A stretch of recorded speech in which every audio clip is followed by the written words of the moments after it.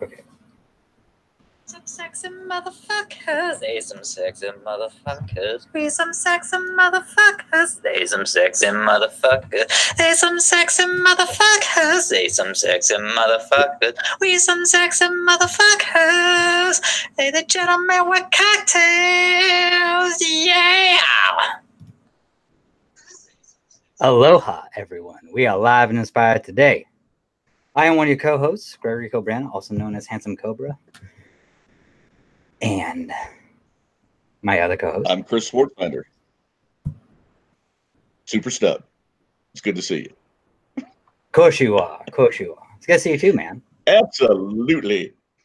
We are the Gentlemen with Cocktails, as you can tell from our Yes, we are. And it's good to be back. It is, after like 2 weeks. Man, feels like forever. Yep. It has been a bit. It has been a bit. But Chris, how you doing, kind sir? Everything going all right? I'm fine, sir. As you know, I've started a new job. I'm enjoying it quite a bit, and that's why we haven't been on for the last couple of weeks. We're trying to get back into the swing of things and joining the real world. But it's good that we're able to make time this weekend and hopefully more weekends to come, so that we can continue to bring this fine quality bitch fest that we do. Hell yes. Exactamundo. Well, that's good, man. Yeah. How have you been, sir? I've been good, man. Well, as we're going to get into it, read Doomsday Clock #9, read The Green Lantern #5, and I started on Conan the Barbarian #4, but I didn't finish it yet. So, and also too, yesterday I went and saw the movie Alita: Battle Angel. And excellent. Yeah, I thought it was pretty good, pretty jazzed. I know the critics kind of weren't really on board for it all that much, especially like they feel like there is a forced love interest with this character named Hugo, which I will say at the end I cried. I wept a little bit for Hugo.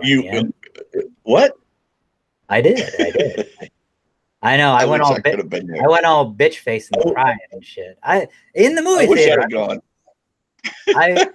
I teared up, man. I teared up. I mean, I won't get into it, but yeah, that is one. I will say this. That is one. The way that the Rosa Salazar was the actress who played Alita. Like the way that they made her look, and all the other actors who Ed Skieran was in it as well. What's his name? Jake Haley, or Jackie Earl Haley. He was in it as well. Everybody. I love him. Yeah. Rorschach. Like he was in it. Mahershala Ali did a fantastic job. Christoph Waltz did a great job. Also, Jennifer Connelly. Like everybody, I mean, like the way that they made Alita look, she looked real. Like she didn't look CGI at all. Like she looked like the CGI looked immaculate. Like it blended into everything. And that's what, I mean, I won't get into it, but it's just one of those things where it's like, you got to see it. And I didn't see it in 3D. I actually seen it in 2D and it looked fucking awesome. But yeah, when it comes out on Blu-ray, that is one I will pick. I will actually pay full price for when it comes out on Blu-ray. So. Really? Mm-hmm. Yeah. That says a lot. You're pretty cheap. That says a lot. I am a cheap bastard. I mean, I waited until Justice League went down to $50 and picked it up at Target. And then no shit, like I go in this week, I roll up this week and I see it for $13. And I'm like, and it wasn't even on sale. It was just regular price, $13. I was like, son of a bitch. I paid $2 extra. The gods of retail have curse. Give me back my $2.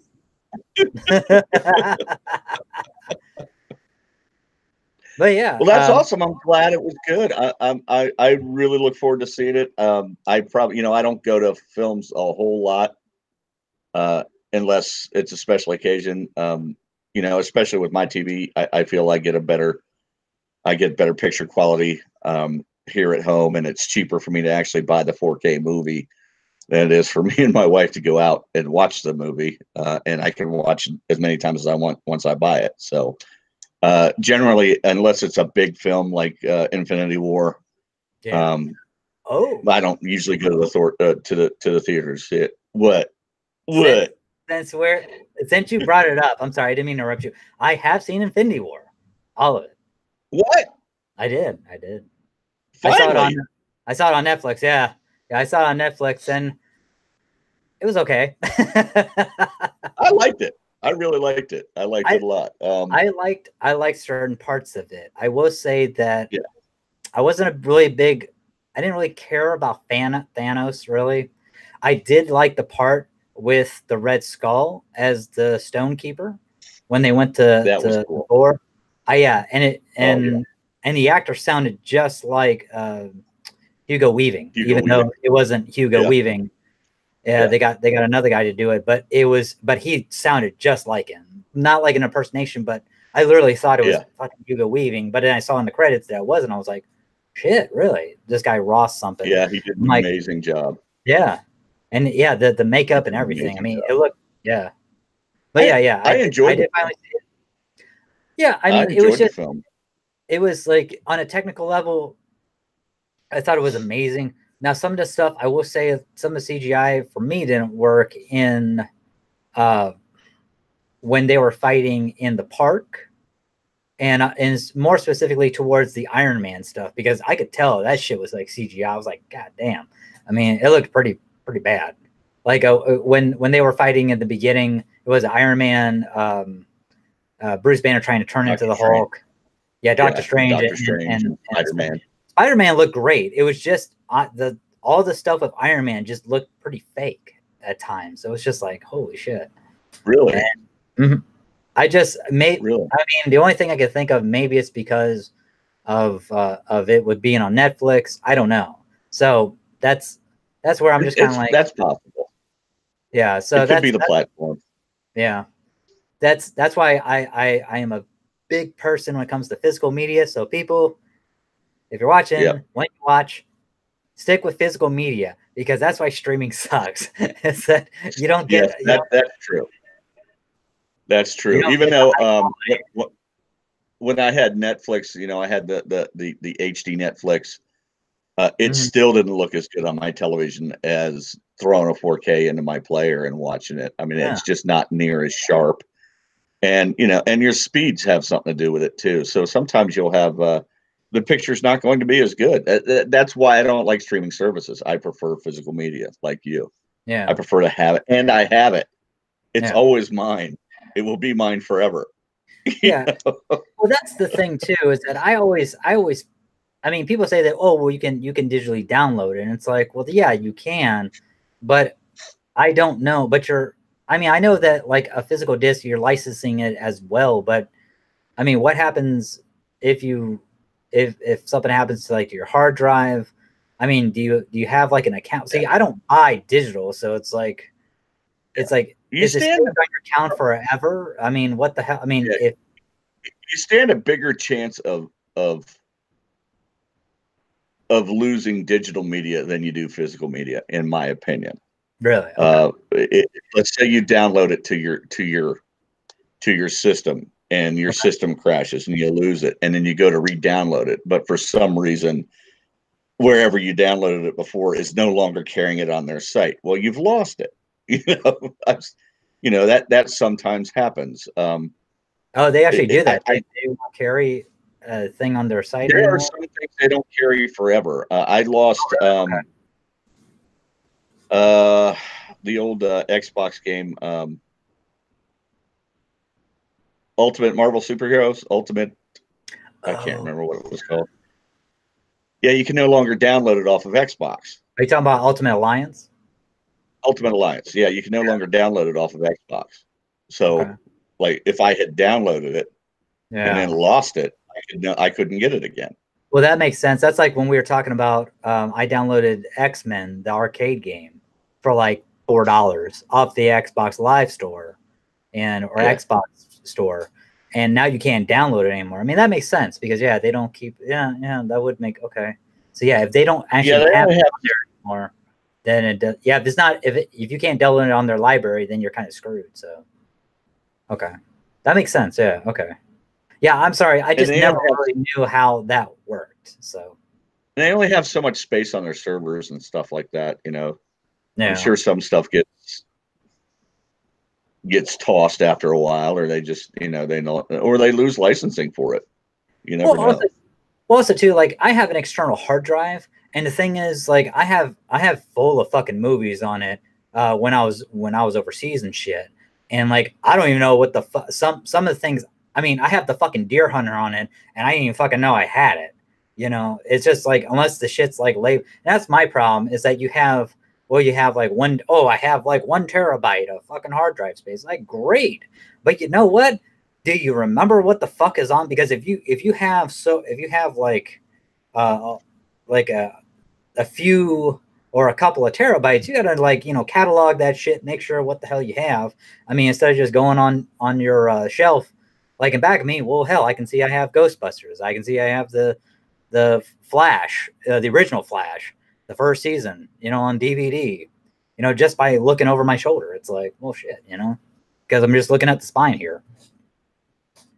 Yeah. And instead of having to, you know, go by a fucking catalog and just think, okay, flip to page 3 to find out what the fuck is, you know, is in the D's, you know, it's like, good God. Well, and that's not to say that I don't like, when I get my movies, I load them to Vudu. You know, you load them to what? Load them to Vudu. What's you get your little digital codes with your movies now. Oh. Every movie comes. Here's an example. When you get the little digital codes. Yeah, I've seen those. Yeah, the ultraviolet. Yeah. Yeah, the ultraviolet. Well, ultraviolet service is out now, but Vudu still exists, and you can have it out there. Yeah, but Vudu still exists, so all the ultraviolet can be loaded to Vudu and Movies Anywhere. So I have a library of a couple hundred movies online, which is come in handy at times. Like when I was in the hospital, I was able to watch a ton of movies that I had, but you know, when I was down and I couldn't go anywhere. So that there is a convenience to it that I understand, and you know, I get that, but I still prefer having the physical media at my house. So let's say that, just for instance, I'm sorry, I was just thinking about this, like what you were saying. So because I have like a lot of the old DVDs that still have like ultraviolet, you know, I'll buy them new for like $7 or something at like Walmart, and they'll have like ultraviolet, you know, Blu-ray copy, and I try or you know, a digital download. So I tried to download the shit, and it's like it's saying ineffective. I'm like, what the fuck? Why is it ineffective? And I didn't realize that they went out. But if the streaming service some of them have expiration dates on them too. Oh, really? Okay. So if you bought a movie for $5, the code in there is probably expired at this point. But I always try them anyway. A lot of times they're still active. You should set up a Vudu account. It's free. Oh, really? Okay. Yeah, I'll try that. It's free, and then you can whenever you buy a new movie and you get your little digital download, you can throw that onto your library. Okay. It's pretty cool. But if Vudu goes down, basically, because what I'm guessing is that once you fill up, like, let's say like your library, you're like, well, shit. Like let's say on your phone, right? You have a couple of movies on your phone or a few movies. You're like, well, I've already seen this. Let me take this off. I want to download this one. You can take it off, and then I guess if you want to take another one off and then download the first one that you took off, you can go to Vudu and just re-download it, right? Yeah, you store them on Vudu. You activate the code on Vudu, and it's always on Vudu. And you can either watch it streaming, or you can download it. Yeah, but so I generally just watch them streaming. But if Vudu goes down, your whole library's fucked, right? Like if Vudu is like, hey, we are no longer a company. We have been 86. Not necessarily, because it's linked to home. It's such a weird. Oh, okay, all right. Bastardization of programs. Ultraviolet started it. And then there are all these other streaming services, and then there are these I don't want to call them capper streaming services, where like there were certain Disney movies you couldn't load to Ultraviolet. There were certain Warner Brothers movies you couldn't load to Ultraviolet, but you could download them or activate them on these separate weird streaming sites. What Vudu does is you're able to take them all onto one site and use them. Okay, so it doesn't matter if in it's other words, they're all available through that library. So you can link all these other streaming. I'm calling them streaming, but they're digital services. Yeah. To your Vudu site, and I've linked that to Movies Anywhere, which is another site which is very similar. So if one of those goes down, I got a backup. It's just really weird the way it works. It's really odd. And well, thank you so much for educating me on this. And being old, I don't really understand all the ins and outs of it. All I know is when I was in the hospital, I was able to watch my movies. That's cool, man. Well, thank you so much, and thank everyone too for going to this deep dive. Thank you very much.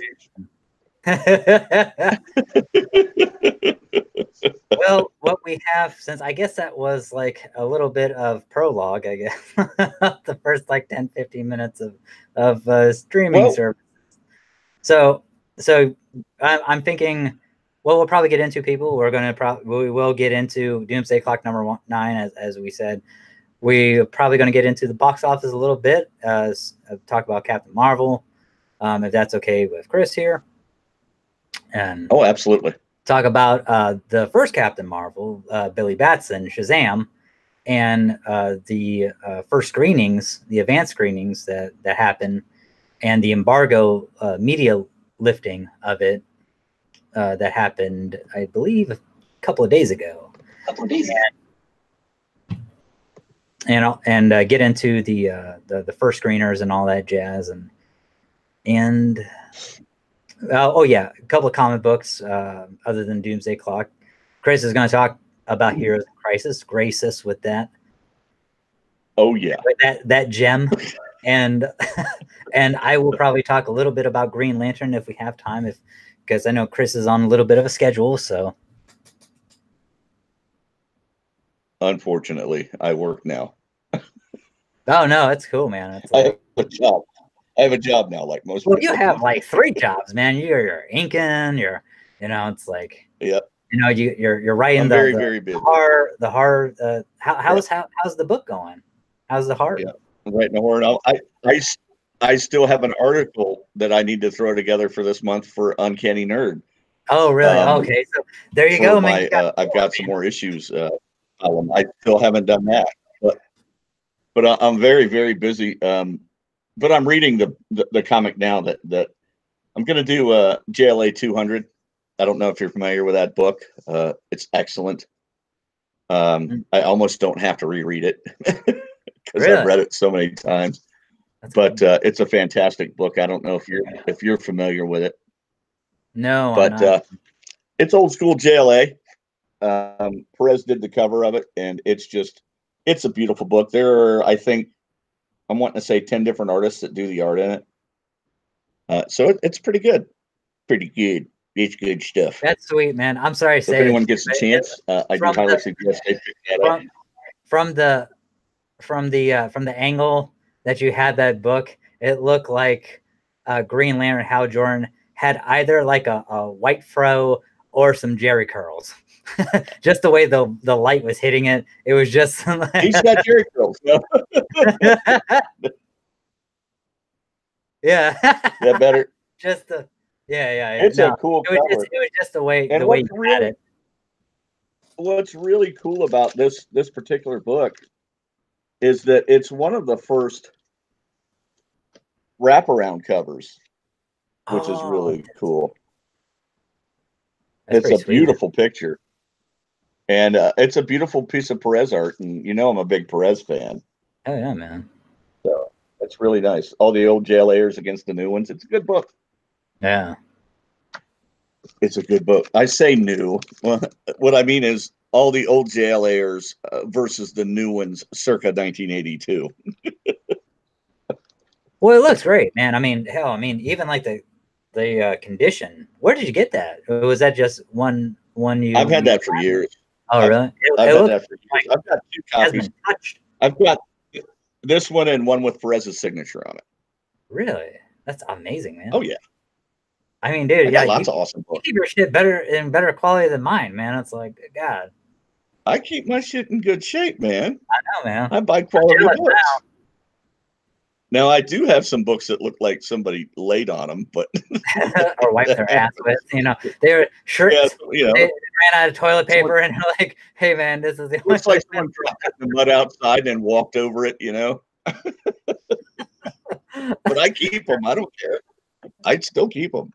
Well, yeah, man. I mean, that's I've got like, some with half covers, some with no covers. well, yeah, that's like what we were talking about before too, man. Like the half cover thing. Like they used to do that shit back in the day, man. Like when like grocery stores and shit could get credit for it. They would just rip at the top half of the cover or the bottom half, and they would give it back to the. Yeah, generally it was the top half with the title. Yeah.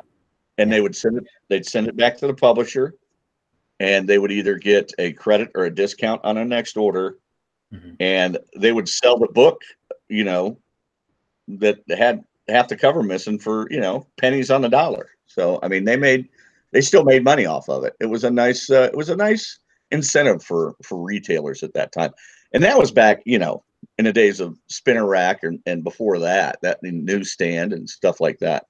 Before there were specialty shops. Yeah, that's like I was talking, and I learned that I watched like a YouTube channel or something, and I wish I could give the person credit because I don't know which one, but yeah, they were talking about that. They were talking about that. Yeah, that's when people grade them, they actually grade them like they were like they don't do like the reader friendly. I mean, because they grade them as if it were back in the day. So they kind of grade. I don't want to say they grade it as like a 9 or anything like that, but they have to basically take that into account when it's like, okay, when they go into grading, you know, looking at the spine and stuff like that. But just because what I found out recently, and you may not know this, and some of the people watching may not know this, but you're familiar with the subscription crease, right? Yeah. When they would mail your comics to your mailbox, they'd be creased sometimes. Yeah. Well, when CGC grades them, they ignore the subscription crease. Really? Because it's so common in a lot of the books from you know, the Bronze Age. So that's kind of neat. Yeah, I have heard something about that too, because it pisses me off because like I've gotten some books where I mean, they have that just because, they'll have like a crease either in the middle or whatever fucking. It's just like, oh God. I mean, it's brand new. It's just like, good God, man. Can you just not be? just put it on the doorstep. Don't try to shove it in the mailbox. Yeah, just stop. It's like, you know, there was a mailman back then. It was just crumpled up. Yeah, like giant size extra #1. He's like, I gotta get it in this mailbox. And he's just crushing it. It's like I can't take 30 fucking seconds to just go up to the door. Oh no. If I take 30 seconds for this person, I want to take 30 seconds for everybody else. It's like, good God. And then I don't get a lunch break. It's like, really? The mail never stops. In rain, sleet, or snow, I'll deliver your mail. All fucked in the chat. Woo, Jason. Yay, Jason. I love that guy. Those guys work for FedEx now. Yeah, they probably do. That's what Jason said. He said, those guys work for FedEx now. And those are the guys who drop kick your China when you order it. And you pick it up, you're like, oh, my new dishes are here, and all you hear is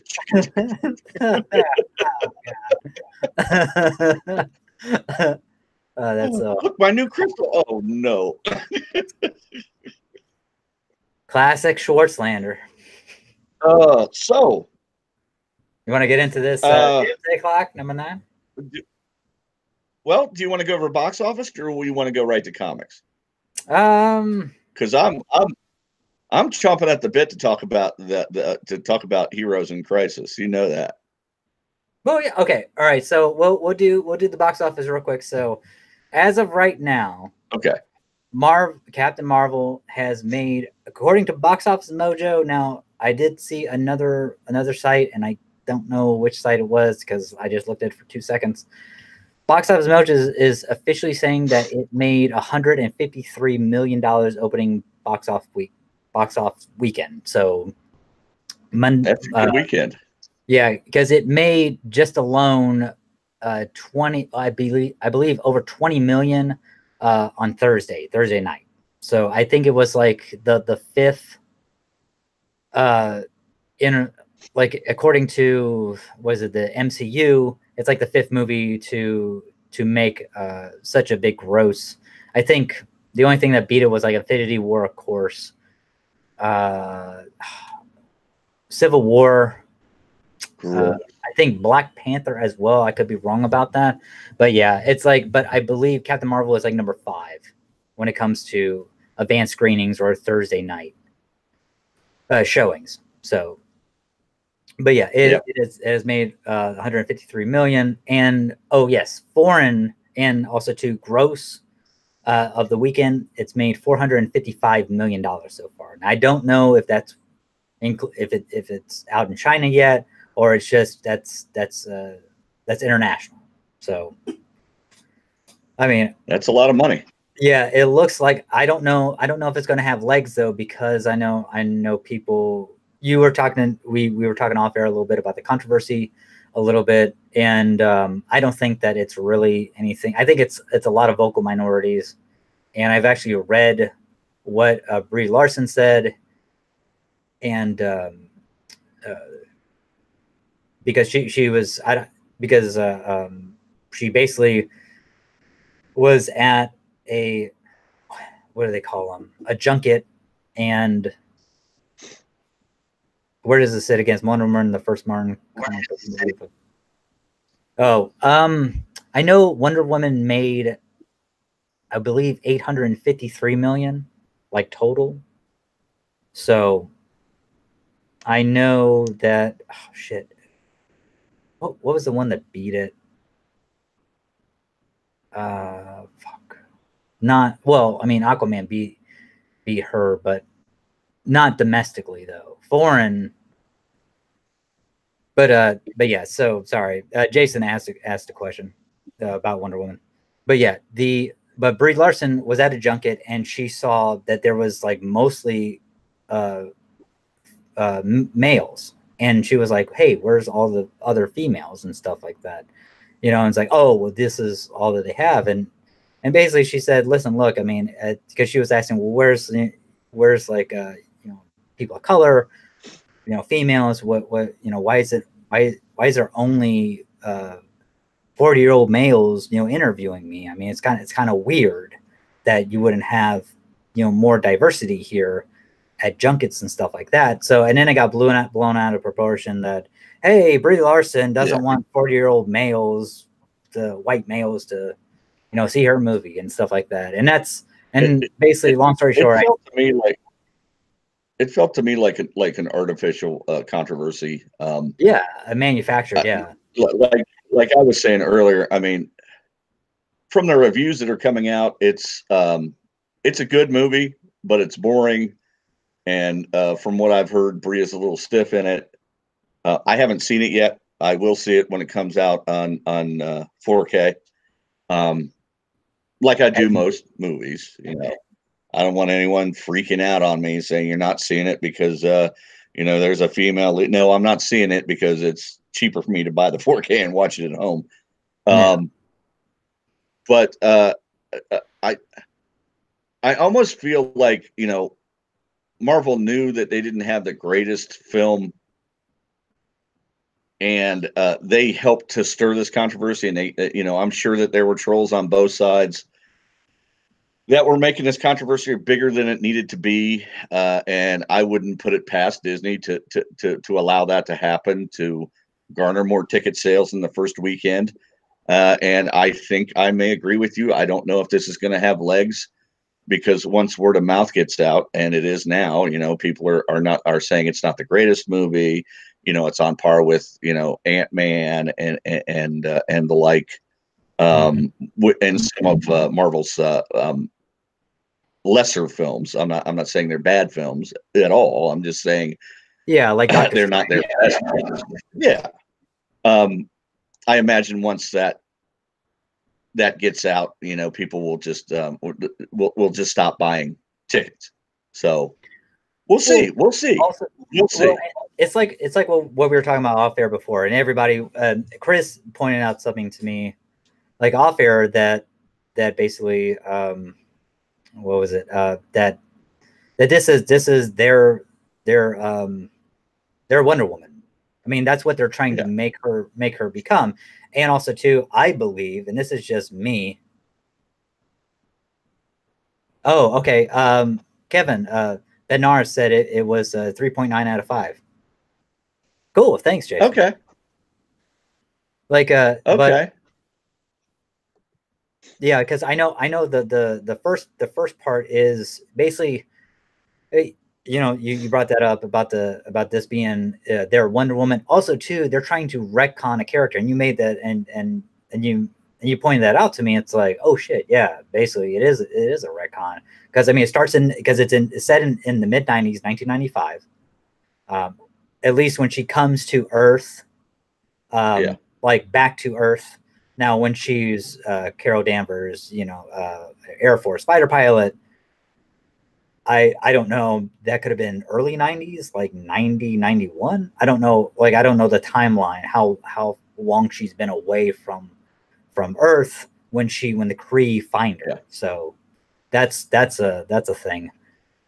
But yeah, so it's very hard. And I know that the beginning that they just kind of throw you in, like they don't do it as a traditional origin story. She's basically trying to find out who the fuck she is. And I will say this, like from what I heard, and this is not spoilers. I mean, you can get it from the trailer, that it reminds me a lot of Alita Battle Angel, because in Alita Battle Angel, she doesn't know who the fuck she is either.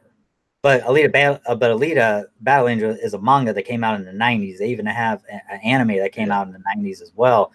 And it's all about her trying to find out who she is and her identity. And the way that they do it was very organic. I loved it. Christoph Waltz did a phenomenal job in it. And in this one, and I'm curious to see how this one, like when I look at Alita compared to this one, how they do it, just like comparison. Up. Yeah.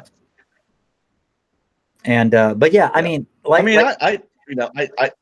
I want to see it. I mean, it's a Marvel film. Yeah. And I've enjoyed the Marvel films. I mean,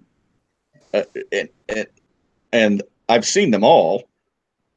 But you own them all. I do look forward to seeing this, but I do own them all. I do. They're right. They're back there. I have all. I know. Yeah. I don't have Ant-Man or Ant-Man and the Wasp. Up in there. Well, I don't even have Winter Soldier.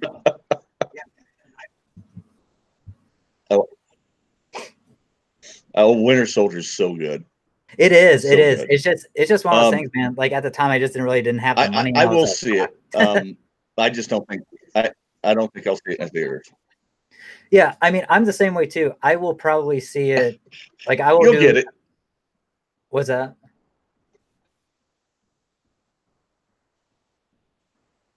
Yeah, like Jason said, I want to see it as well, but I hate going to movie theater. I didn't say anything. Yeah. Huh?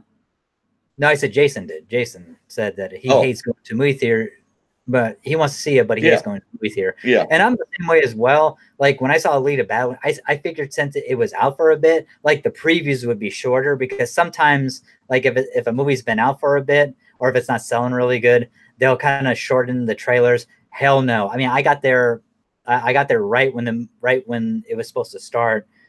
Because it started like 1:20. I got there like 5 minutes, so I got to take a piss real quick and be like, okay, all right, fuck, man. It's like they had the pre-show and then the trailers and then the pre-show after the fucking trailer. I'm like, God damn, man, it's been 30 fucking minutes, man. I'm gonna have to piss again with my weak ass bladder. It's like, but no, it was it, but yeah. So that's one of those things too. I mean, it just, and there was only like, there was only. I know, man. It's ridiculous the amount of time but I enjoy it.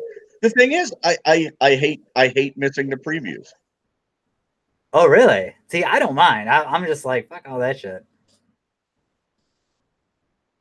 See, I'm just like, man, I don't need to see well, I think I'm lagging a little bit. I can hear you. Can you hear me? Hello?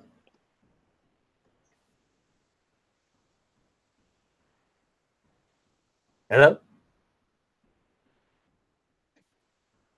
Chris, can you hear me? Yeah, but you're frozen on my screen.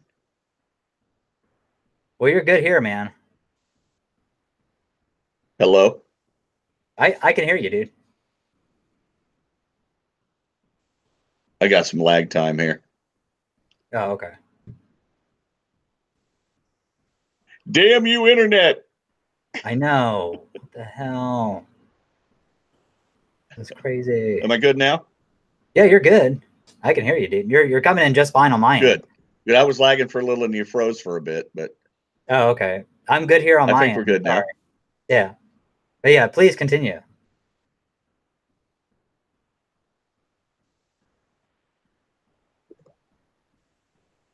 Copy that, Ghost Rider. The pattern's not full. You are good to go. Yeah, I thought it was me. I was lagging a little. Very cool. Very cool. Well, I got nothing to say.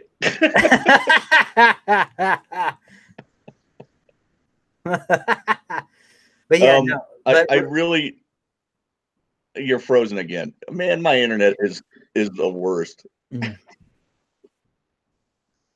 What?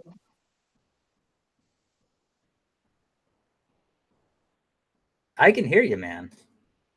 Why? Go ahead. I'll catch up. Okay.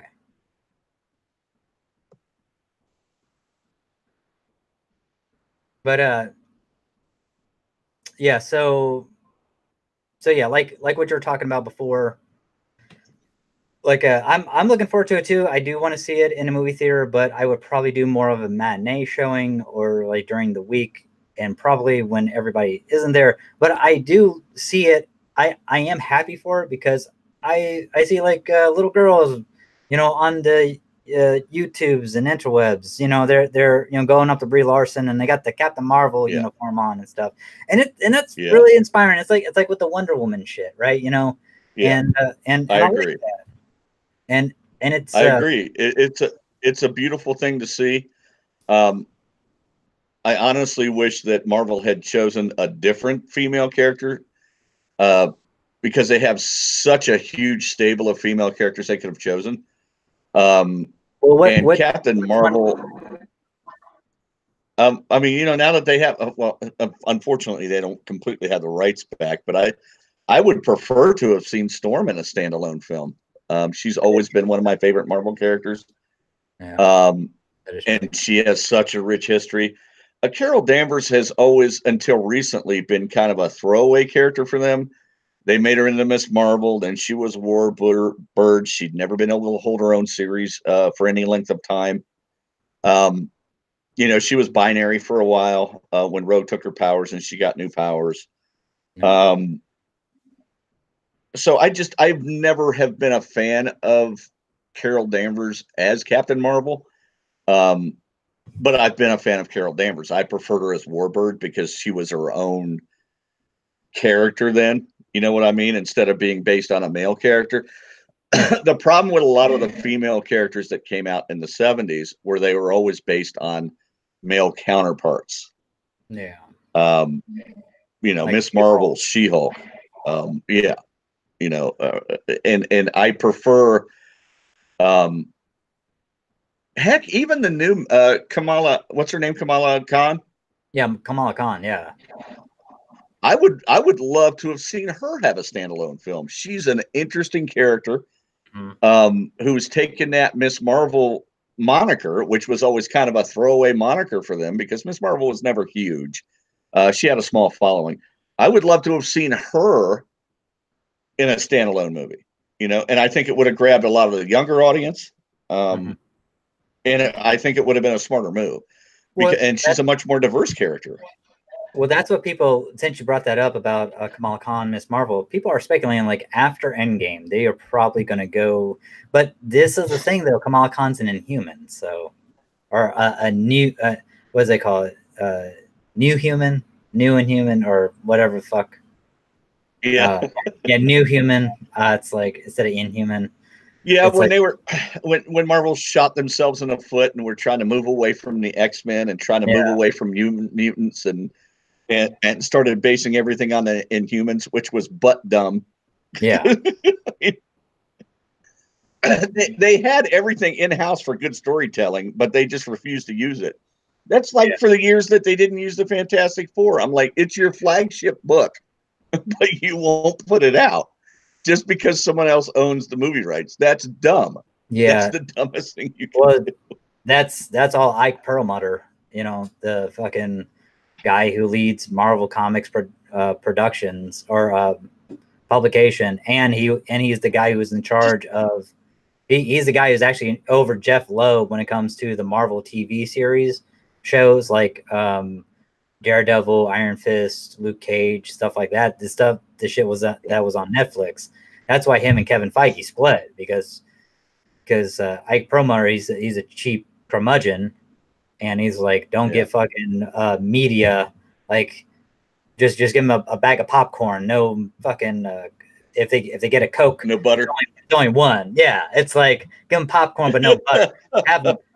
Give them a Coke, but make sure it's only a 4 ounce, not a 12 ounce. You know, it's like only 7 grains of salt.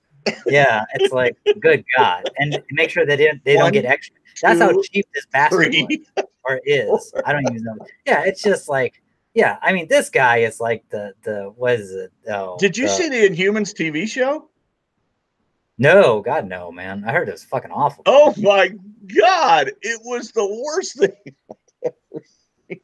Such a wonderful property that they could have done so much with, and it looked like a high school stage production. It was atrocious, dude, man. It was so bad. The way that they did Karnak was just totally fucking wrong. I was just like, fuck this, man. Yeah, dude, I was like, yeah, we have no money for special effects. None. We don't have fucking money for costumes, man. I mean, it's like. Have you seen The Orville? Have I seen what? Have you seen The Orville? Oh yeah, I've seen Orville.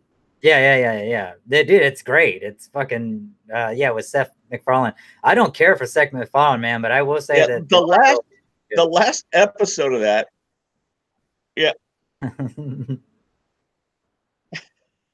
last episode of that had the most epic televised space battle that I have ever seen in my entire life, and it looked phenomenal. Really? And if they can do that with a show like The Orville, what the hell is Marvel doing with the Inhumans? Oh yeah, I mean that's Fox. I mean, yeah, and that's Fox too. It's like it's amazing. It's like, yeah. But yeah. Oh fuck, dude. But yeah, I'm sure Seth gets what he wants though. Oh yeah, dude. Yeah, I'm sure Seth gets what he wants out of Fox. Because he can always go back to fucking Family Guy. He's like. Jason says it made baby Jesus cry. He's got Family Guy. He's got what? Jason said it made baby Jesus cry.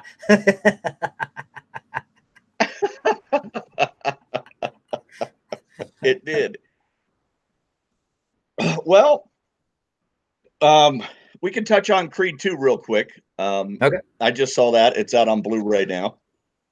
If anyone is familiar with Rocky films, you should be familiar with this storyline. If you're not, just go out and shoot yourself. Rocky is probably one of the best known franchises to ever be created, especially by an Italian guy with a half paralyzed face. He's just I've loved all the Rocky films, even the bad Rocky movie, Rocky 5. I love.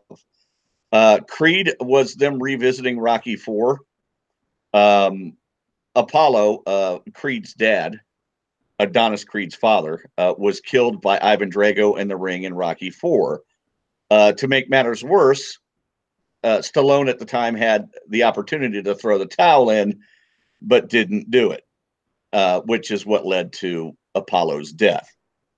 Well, now Drago's son, Victor, is rearing his ugly head once Adonis wins the championship. Once he becomes the heavyweight champion, Victor Drago, of course, rears his head, and Ivan, his father, played, of course, by one of my favorite non-actors, Dolph Lundgren, is now chomping at the bit to fight the champ. He thinks he's better, and he wants to fight him. And this is a way for Drago to put his thumb in Rocky's eye, because Rocky's training Creed, and he knows it. And because of his defeat, because of his loss to Rocky, Drago's wife left him, played by the long-legged Brigitte Nielsen, who reprises her role. She left him, and he lost everything, and now he's living in the dumps of Ukraine. And needless to say, they end up having a fight, and Drago gets disqualified after beating the holy hell out of Creed. And eventually, just like every good Rocky movie, there's a comeback fight. He accepts another challenge with Victor, because Victor still wants to be the champ. And you've got to watch. And the fight takes place in Russia, just like the fight between Rocky and Ivan. So you've got to watch it. It's a good film. I enjoyed it. It doesn't break any new ground, but it's just a nice capper to the Rocky franchise. I don't know if they're going to do another one. It looked to me like they kind of finished it up where he passed the torch in this film to Creed. I imagine that Stallone's done with the films. That Creed may do another film. If he does, I'll see it, because Creed 1 and 2, I think, were strong enough for him to stand on his own in a third film. I like the relationship he has with his wife, played by I can't remember her name. The girl who plays, yes, she plays Valkyrie, and is just extremely gorgeous. And it's just nice watching her on screen. She plays his hearing impaired wife, and they have a child. And it's neat watching him go through a lot of the same struggles that Rocky went through as he was coming up with his relationship with his wife and having a child. And it's a refreshing film. If you like boxing films and you love the Rocky franchise, check it out. Well, that's good, man. Yeah. That's one of those, like, I love the first Creed. It sounds like your volume is like pretty loud. Because there's like it's not. I'm just talking loud. No, there's like an echo effect. Like I can hear from. That's weird. Your device. Like when I talk, but no, it's cool. I don't think it's going on now. It's crazy. But no, I do have a boner for Rocky. No, yeah, I saw like that. Jason said.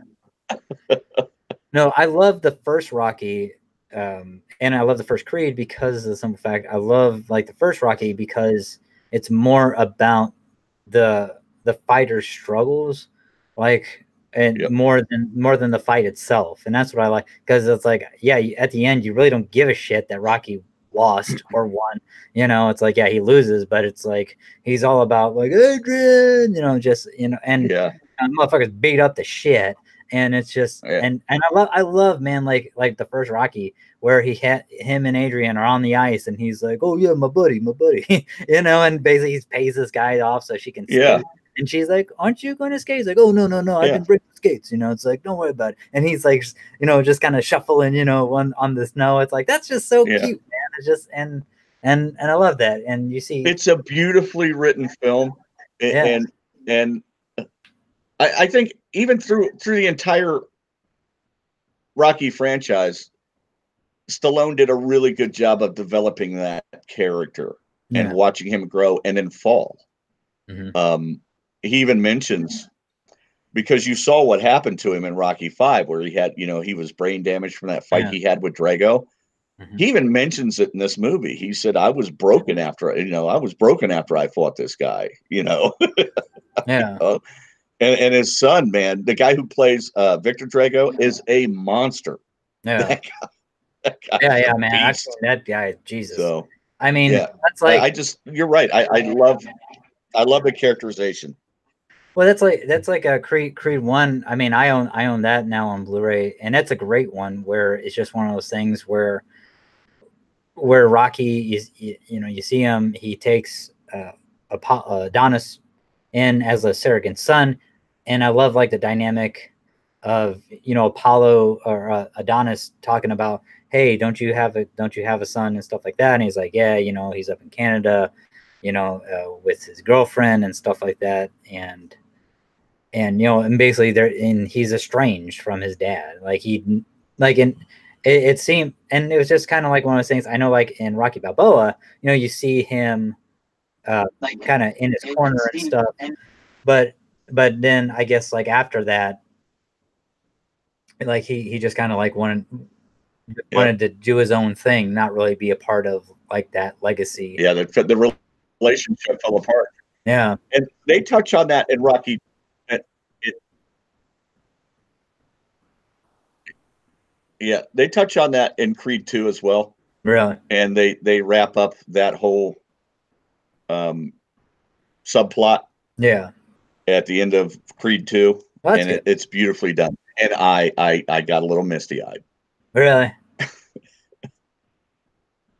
What, he like goes up Yeah, to Canada and this is sees his good. son and All right, let's talk comics. okay, sounds good to me.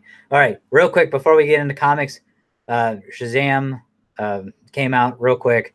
Just 2 minutes. There was what was it? Yeah. An embargo lifted with the movie Shazam, so there was like a advanced screening almost a month before it's supposed to come out, because it's supposed to come out April 5th. There was advanced screening, I believe, this past Friday.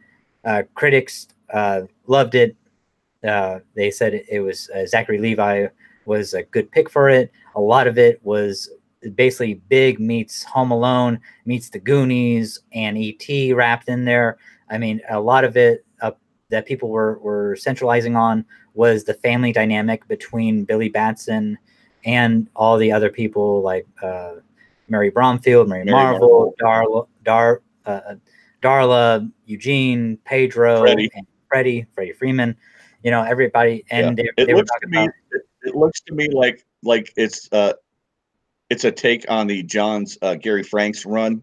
Yeah, that's what it is. Exactly. That's Yeah. exactly what it is. Like, because I read that and I was like, holy shit, man, they're doing the backups, man, from New 52. That's fucking great. Yeah. I saw a long trailer of it, and I was like, oh my God, it's the story from from the comic. They're doing it. Yeah. And it looks really, really good. Looks like a lot of fun. Yeah, I'm totally stoked. Even before, man, like that's like with Aquaman, when people were like, "Oh man, this is," I'm like, let me tell you something. Aqua Bro is my man. It's just I had a feeling, man, it was just gonna be good. Even if it didn't make $1 billion, that's man. out on Blu-ray next week. I know, dude. Oh yeah, I know. Well, the 26th. It comes out digitally next week. It's the 26th. 26th is March 20. Dude, yeah, that's when I'm paying full price for. Into the Spider-Verse. Into the Spider-Verse is next week, right? Is it? I don't know. I think it is, because it's already out on Blu-ray or digital. Oh, okay. I didn't know that. Okay, so yeah, probably next week. Yeah, they usually do like a week or two advance with the digital stuff. But yeah, that's basically just wanted to do that 2-minute thing because I'm so stoked that is one I am going to go see. I don't know about a Thursday screening or advanced screening, You know, I may go that weekend, but sure as fuck. I mean, if you know, the good Lord will it, and nothing goes wrong on that weekend on April 5th, my ass gonna be in the movie theater. Hey, give me 2 minutes. Yeah, no, you good. Oh, okay, it's out on iTunes. Oh, thanks, Jason. Tell him I said thank you. He can hear me. Yeah, he can. Oh, Aquaman's on iTunes now. Sweet. Well, thank you.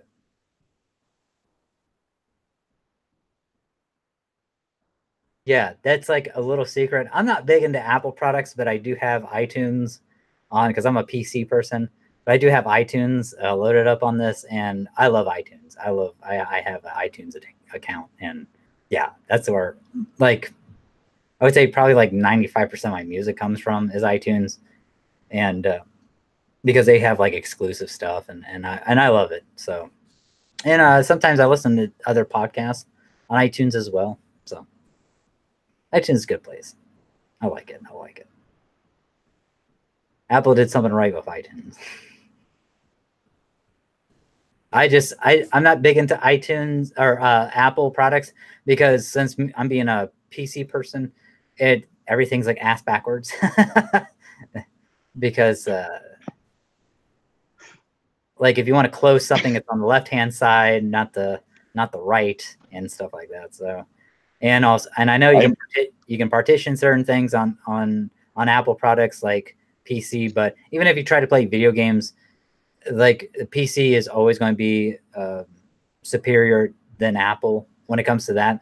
But for like engineering stuff, Apple products all the way. You know, that's.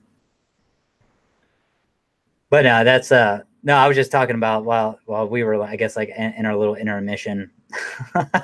Sorry about that. Like I was, no, dude, you're good, man. I was talking about Apple. I drink a lot of water. No, dude. Hey, man. But yeah, well, yeah, man. Let's get cracking into some comics. Me, want to start off with the big one, man? Oh, Doomsday Clock number 9. Let's do it. All right. So why did you hate it? Okay, I didn't hate it. Hate is a very strong word, my friend. I will say that I'm not too keen on it. And the reason why I'm not that okay, I like some of the things. I'm just like, dude, I don't even know why okay, so I don't know why Dr. Manhattan's still doing what he's doing. And with the 3-month delay, yes, I said, well, actually 3 months and a day, because the last one came out December 5th, where this one came out March 6th. So, yeah, I'm like, dude, I barely knew what the fuck happened in 8. You know, I mean, I didn't go back and read it, thank God, because I read it like 3 times, you know, before, and I still had some residue left in my brain of it. But I did like the fact that it was.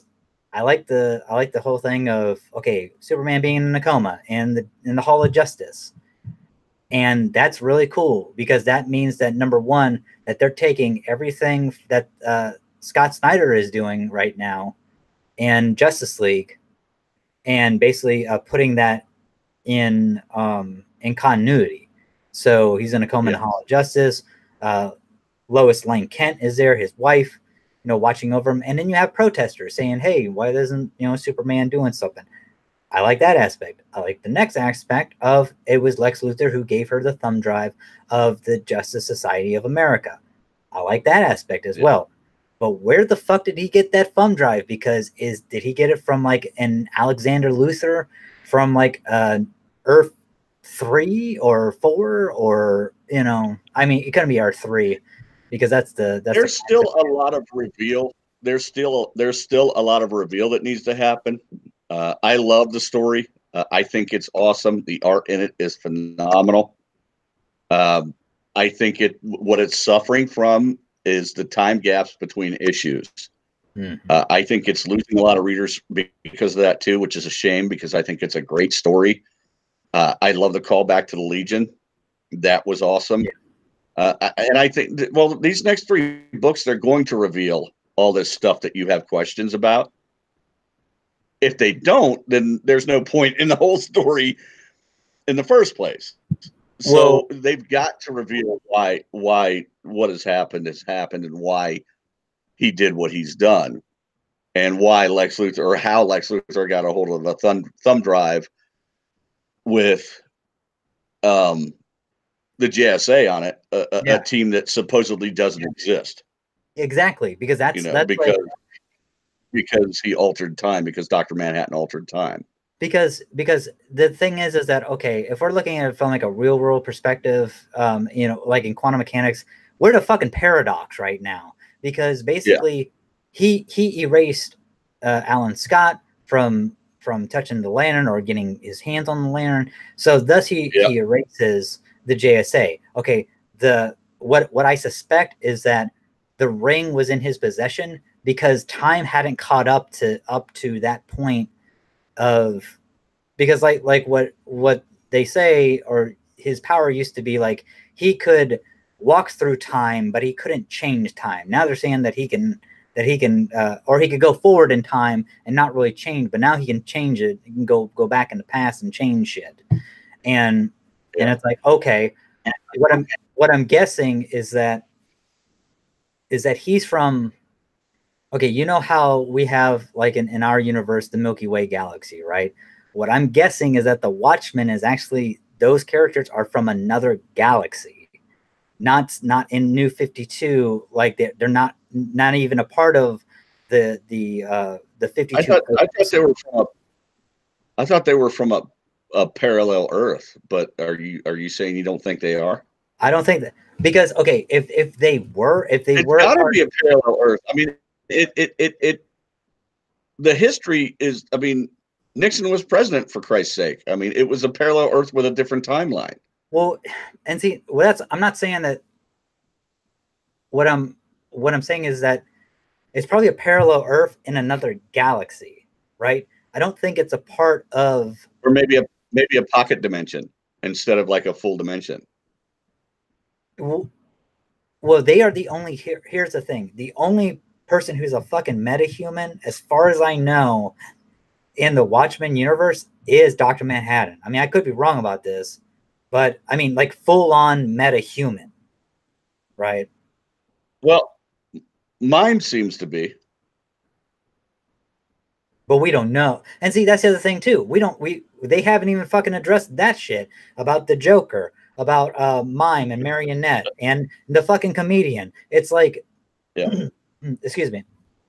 I mean, and then the next issue, it appears it's gonna go more into Johnny Thunder's like TV show shit, because the cover has like whatever the fuck he's watching in the old folks' home, that Nikki Splain analog shit.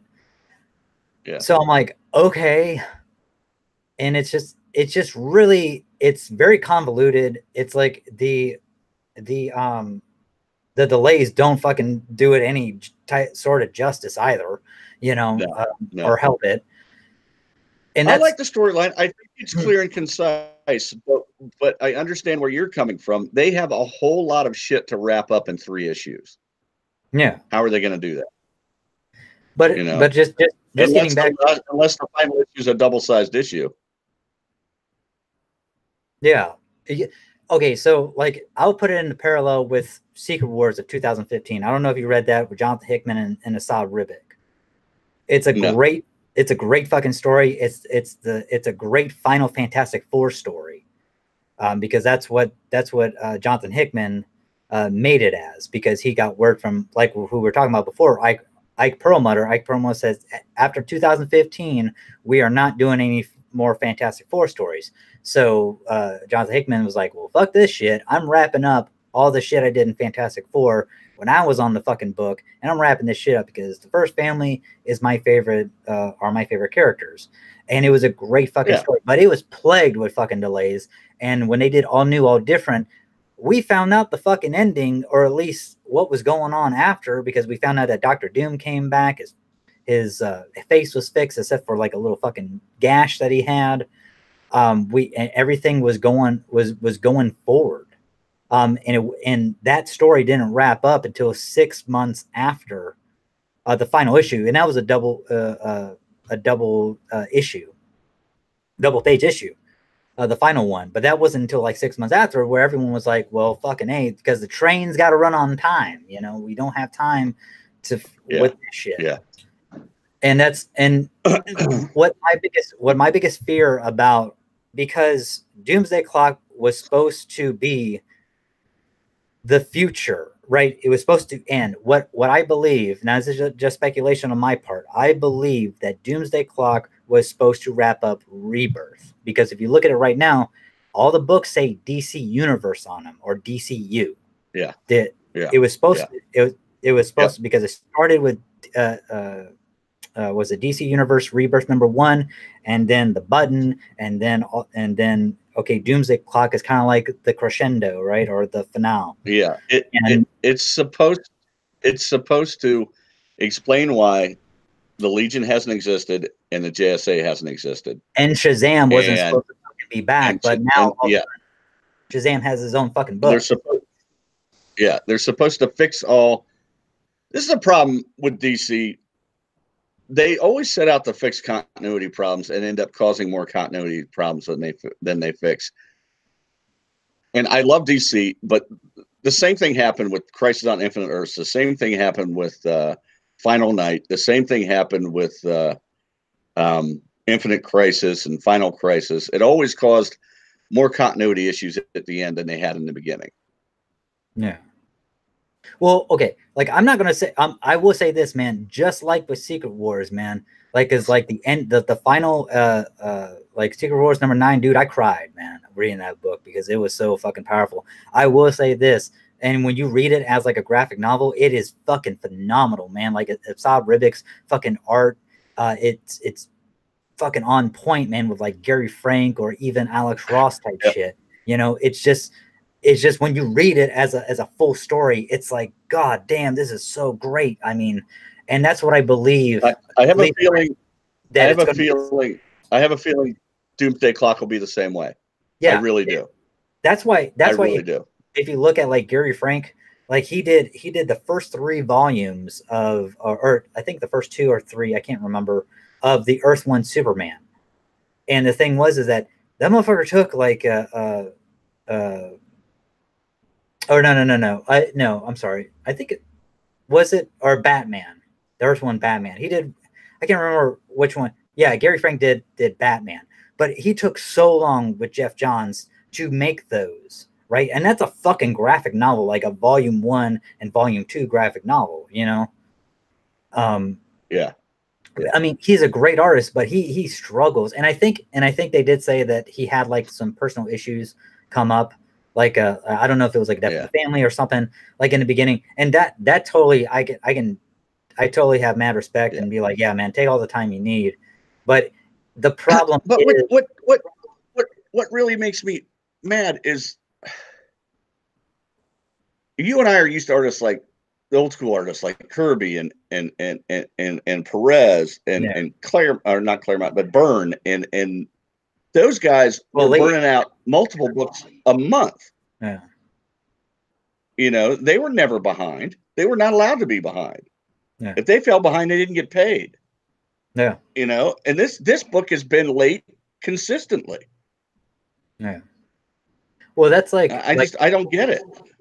Well, Jeff Johns has stated too that basically, well, now he's gone on like Twitter and said that, well, we never really had like a rigid timeline for when the books would be out. It's like, okay, man, this is fucking asinine, and I understand why you're doing it, but this is just put the cart before the horse, man, type shit. It's just like, dude, we all know. I mean, because to me, it's like, motherfucker, we all know that the hand in the first printing of DC Rebirth #1 is goddamn Manhattan. You even fucking said that the reason why you did this is because of the political outcome of this, and you wanted to see what would happen with Superman has a conversation with Dr. Manhattan. I mean, yeah, we already know that there probably won't be fucking fisticuffs and shit. I mean, we know that basically Superman's going to wake up from the coma and talk and have a probably deep philosophical conversation with Dr. Manhattan, because Superman is fucking hope. Oh, I hope not.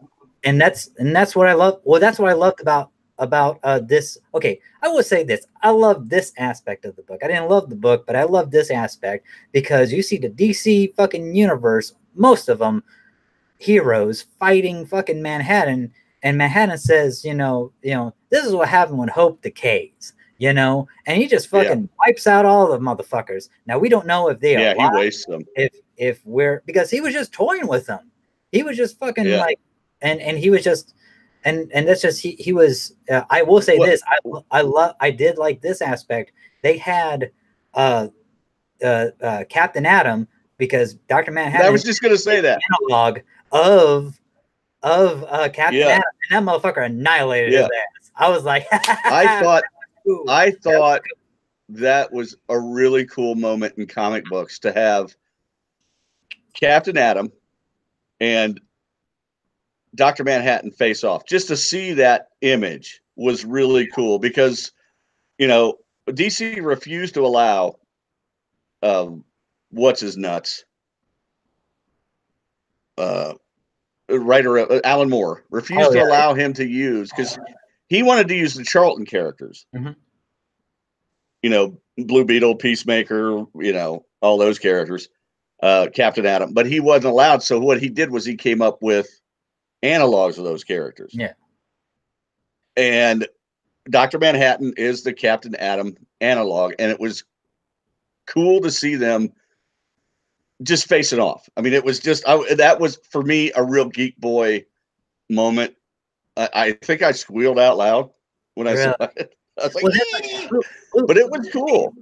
Yeah, Blue Beetle was in one of those shit. I did like, dude, like the first like 3 or 4 pages, man, where you see like most of the heroes come from Mars. Man, dude, like, and just seeing like Captain Marvel, Billy Batson, and Mary Marvel, and then like off in the corner you see like the Shazam family right there, like looking out the window, and like, Billy's having a conversation with Stargirl. I thought that, I mean, those were beautiful, and there was like no wording, man. It was just like, dude, I was sucked in, man. I was like, yeah. Which is why I think when it's collected, or when the final issue comes out and I do a reread, it's going to be a phenomenal book. Yeah, and that's it's just this time between it is so frustrating, and they have so many threads out there that they haven't tied off. Yeah, and they've only got 3 issues. I'm a little worried. Well, that they're going to be able to wrap all that up. Here's my thing too, man. Gary Frank and Jeff Johns are supposed to do the 3 Jokers, man. And I'm like, and that's supposed to be a Black Label book, and I'm like, well, when the fuck is that going to come out? Because at this point, because I'm down for it about Empire Comics. Yeah, exactly. I mean, because they solicited that, like, fucking, like, when's the next Batman Damned coming out? They pushed that back, man. That's ridiculous. And because I have 2, and I'm down for 3 as well, and because it was supposed to be out already, and it's just it's a great story. Yeah. And the art's phenomenal. The art is just eye candy. It's beautiful, man. He's another good one too. Like, if anybody could have taken over for I mean, see, his is really lifelike though, but I would love to see his take on Dr. Manhattan. I would have loved to. I would too. Lee Bermejos, who's doing Batman Damn, I would love to see his take on Manhattan, because I'm like, God damn, man, that would look cool as fuck. Yeah. Like, but yeah, and I loved when they were talking about his dong hanging out. Oh yeah. Oh yeah, because Mary Marvel was like, hey, Darla, cover your eyes. Yeah, because Freddy says, oh man, that's gross. He has his junk hanging out. I mean, anyway, great book. A little frustrating, but I think worth the read. If anyone, I really am sad to see if people jump off this book because I think it's going to wrap up well. Yeah. And I think it's been an excellent ride. I just am not happy with the time between books. Well, I will say this, man. You know, I feel like I'm reading Image again in the 90s. I mean, Well, yeah. And that's okay. So it is. Okay. I'm trying to gather my thoughts real quick. It's for the $5. Gary Frank's art alone is great. And I said this before. Oh, it's phenomenal. And it's his best art to date, I think. I will say this, that this art is actually fucking better than number. In my personal opinion, I thought it was better than 8. Like Yes. It looked like he actually took his time, like on more things. Even when Lois Lane was holding the gun, pointing towards Lex Luthor, and Lex Luthor basically tells her, "Hey, listen, look, you know, there's somebody not undermining Superman, but all of creation." And you see her like face all, you know, like grimaced and all scrunched up and stuff. It actually looked real. It was like yeah, I could actually see somebody doing that shit and didn't look all fucked up. You know, he made ugly look beautiful. You know, it's like I don't know how you do that, but that sort of stuff I liked. I just because okay, so the thing is that Scott's really quick before we get off this. Scott Snyder went on a vid podcast, and he said that basically he's been in the rooms, and what they want to do what the MCU are doing with the movies, but they want to do it with the DC universe, and that's make everything in continuity. So he's talked with Kelly Sue DeConnick, who's doing Aquaman. He's talked with Brian Michael Bendis, doing Superman, and while he's doing Justice League, and all the other James Tywin IV, and Joshua Williamson, who's doing the Flash. You know, he's talking to all these people and saying, "Hey, we need to get our continuity straight." And then he has like this big bad Perpetua, who is actually the mother creator of all the DC universe, right? Okay, well, where does your Perpetua and the source wall being broken, where in the fuck does that line up with Doomsday Clock? Because to me, because here's my biggest thing, Chris. I imagine that that Doomsday Clock, all said and done, it's gonna be a great fucking story. I'm gonna love it. But let me tell you something.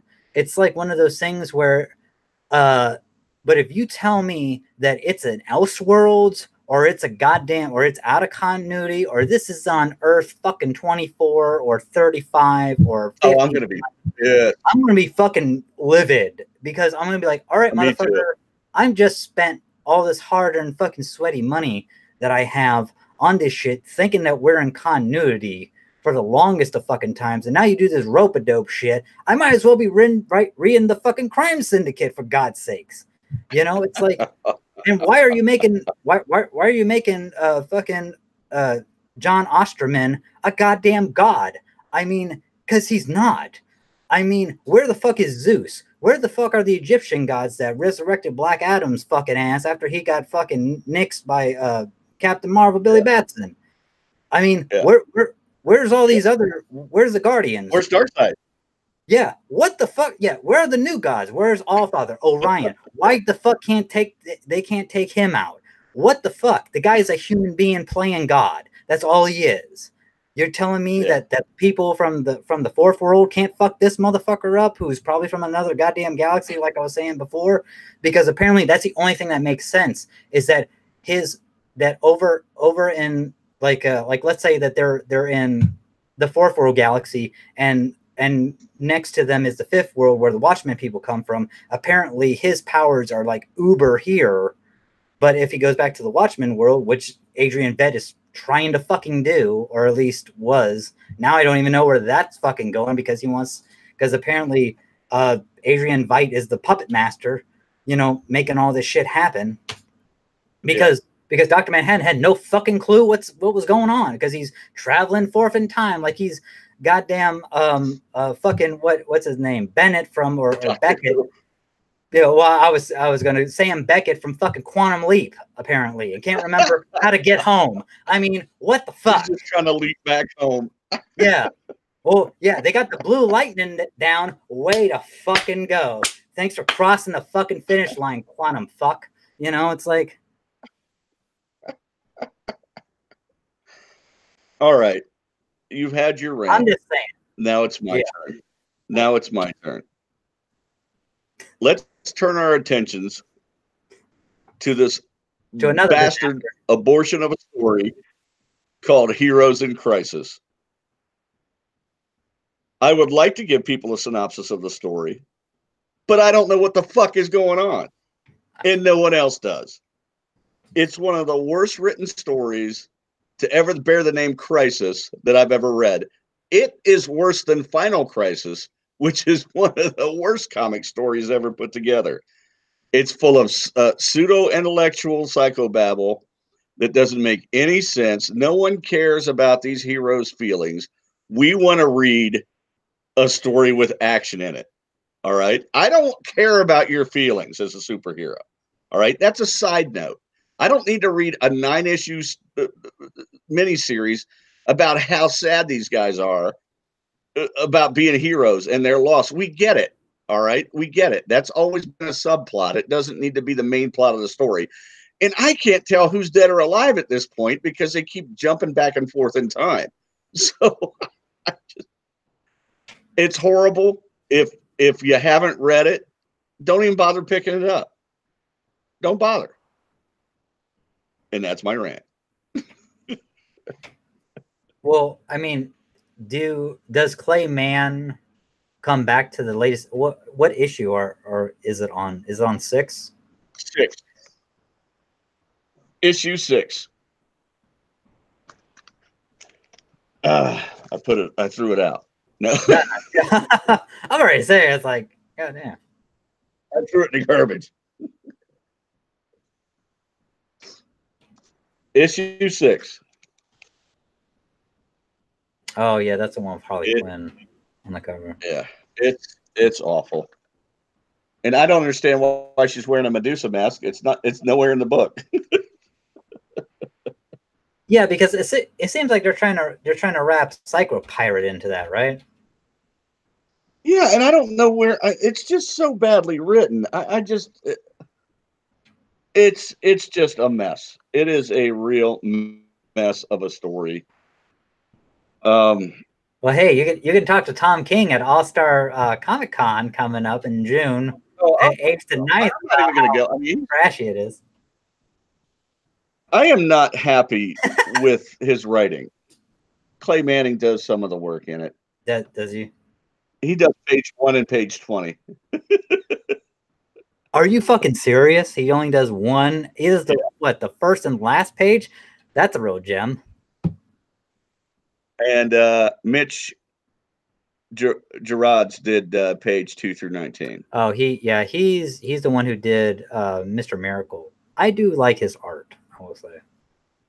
And the art's not bad. I mean, I'm not complaining about the art at all. The art's pretty, but the story is just one big convoluted mess. And I mean, I was already mad at Tom King for the rope-a-dope he pulled on the Catwoman Batman marriage. So I mean, he's one of my least favorite modern writers. I tried to give him a chance a couple of times, and he's just let me down. You know, he's one of those guys who's real popular for some reason that I can't fathom. Well, I mean, his popularity came from Vision, like that miniseries he did, or a maxi series, I should say. I'm sorry, because it's 12 for Marvel, and then he did basically the same thing with, well, the Mr. Miracle came later, but I was surprised when he was announced as the Batman writer. I was like, okay. I mean, that's kind of weird. All right. Yeah. But he also did stuff for Vertigo, Sheriff of Babylon. He did that first, actually. That was, I believe, 12 issues as well, and another maxi series for Vertigo. So he kind of cut his teeth on that, I believe. And then he went to Marvel, and he came back to DC. I understand what he's trying to do with the story, and I get it. Yeah. But the main plot line is very convoluted and confusing, And at this point, I really don't even care. You know, I just can't wait till issue 9 comes out so I can stop buying them. I mean, because I'm a Yeah. completist. I've got to get all 9 of them, but I'm really disappointed with it. Well, that's like, yeah. And I will say too, I'm not a completist by any stretch of imagination, but when you're that fucking deep, I mean, you know, you're like 3 issues, you got 3 more. It's like, fuck it, man. Yeah. I'm like this, man. If I've been collecting half of it already, I'm at the point of no return, man. I might as well just keep on, man. Except for the Clone Saga. That's the only one where it's like, yeah, that's fuck that. If it were an ongoing, I'd have dumped it. Yeah. I'd have dumped it. I already dumped Man Who Laughs at issue 3. Oh, did you really? They you didn't like it's okay. It was mediocre. Okay. It really didn't catch my attention much. And you know me, I'm a team book kind of guy. I want to read superhero teams instead of single characters. It has to really be interesting for it to be a single character and for me to stay on it. You know, like the Hulk. I mean, I'm still on that because it's well written. But once it starts going downhill, I'll jump off. Well, see, that's why I love my favorite book of any Marvel, DC, Image, Boom, whatever, man, Valiant, is Shazam. And it's not because of just a single character, man. It's because of the family dynamic, because they depend on each other, not just Billy Batson, but he depends on Mary Bromfield, he depends on Darla, depends on Eugene and Freddie and Pedro. They all depend on each other, and it's really cool. And like we're on issue number 3, and they're going all over the 7 magical lands, like That's cool. minus Earth. And I mean, because the one that they were in the fun lands. Some of them are in the game lands now. Some of them are in the wild lands where Mr. Mind comes from. Then you have the dark lands. You have the monster lands. You have the Wazarin lands, and oh shit, yeah, and I think that's it. Yeah, it's well written, and it has that family / team dynamic, which is why I think the Fantastic Four, even though they've had their ups and downs over the years, is always a pretty consistent seller because of that family dynamic. Even though they're a team, they're a family. Yeah. I think that always sells books. You know, everyone can relate to family. Yeah. You and know? and like just that book alone. I mean, I didn't really. The only thing I had problems with number 3 is that it just felt like I read it like literally like within 5 to 7 minutes, because I mean it was short, and I was like, damn, this is a Jeff Johns book, really? It's like shit. And I just paid $4 for this. Fucking A, man. Yeah. I mean, the art was really good. I mean, it was phenomenal. There's only 2. What's up? Yeah, that's annoying. It being short. Yeah. Yeah, and that's, I mean, the art was phenomenal. The only problem I had was like 2 panels, and it's like it was just their mouths were kind of like messed up. Like a couple of the people's mouths were messed up, and I was just like, okay, they clearly didn't go back over it. But you know, but other than that, I mean, I thought it was. I can't wait for it for the next issue. The problem is that it's a monthly book, so it's like it's not bi-weekly. So it's just like, well, shit, you know. It's like, yeah, I just read 5-7 minutes of it, and now I gotta wait for the next one. It's like fuck. But it's a great. But so far, man, I'm really intrigued. I love the story. I love like I said, the family dynamic, the characters, just the way that they interact. I mean, it's really good, man. It's really heartfelt too. It's like Jeff Johns. You can tell he's putting his full force into this. It's just I was just a little disappointed with this latest issue, just because there wasn't a lot of dialogue. So that's a shame. Yeah. Yeah. Another good book, if anyone's interested, is and they just wrapped up the first volume of their second run. Is Project Superpowers, and they're going to do a follow-up volume where Green Llama is now the White Llama. I've always liked the Project Superpowers books from Dynamite. I love that they've taken these public domain characters and breathed new life into them, and it's always really a good story, and it deals with I don't know if you're familiar with Project Superpowers at all, but the team was trapped in Pandora's box, which is how they emerged in modern day, and that's basically what the first storyline was about. Like 5 or 10 years ago. Well, they just this new run deals with Pandora coming back for his box, and Pandora is this great alien that these heroes are no match against, and it's been really a neat series. The first 6 came out, and then that wrapped up the first book of this new run. And I'm anxiously awaiting the first issue of the next volume to come out. It's really good. It's really good. Cool. Yeah, and you said that's Dynamite Project Superpowers. Dynamite. Alex Ross did all the covers, character designs. No, unfortunately, he did all the character designs. He did all the covers on the first run back 5-10 years ago when the first Project Superpowers came out. Oh, really? And he did all the covers for that and all the covers for the side books, because there are a bunch of side books, a bunch of different side books that came out with it. But it's a great run. It's a lot of fun to see these weird, unknown characters in a new storyline. It's cool.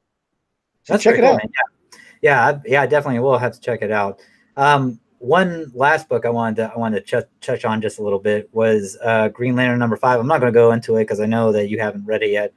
But if you've been liking fucking the run so far, this one is just a powerful one, and we do get some explanations too, like how we both were kind of very skeptical about. Okay, is fucking whatchamacallit turned back into Parallax again? What the fuck is going on here, man? He just ghosted this motherfucker, like with no goddamn mercy. It's like, I mean, this right here, ladies and gentlemen. I don't know if you can see that.